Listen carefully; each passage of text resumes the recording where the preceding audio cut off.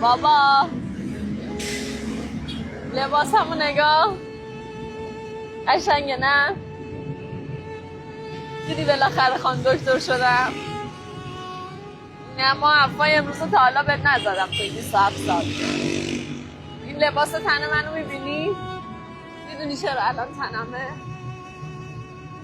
اون کد توصیت رو یادته؟ فکر کنم 10 سال 15 سال همه مهمونی ها همه عروسی ها همونو فقط میپوشیدی. این به خاطر اون تن منه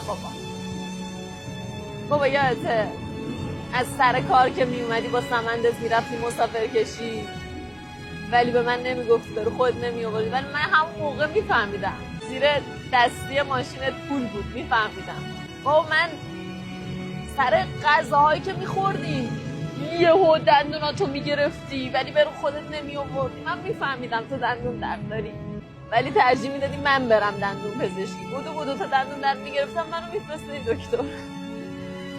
بابا یادت چجوری به من انگیزه میدادی؟ میگفتی مسئول بابا درس بخون مثل من نشی، دست تو جیب خودت باشه، آقا بالا سر نداشته باشی، هشتت گرون نوعت نباشه. بابا من الان میخوام بهت بگم من آرزومه مثل تو باشم. همینقدر بزرگ،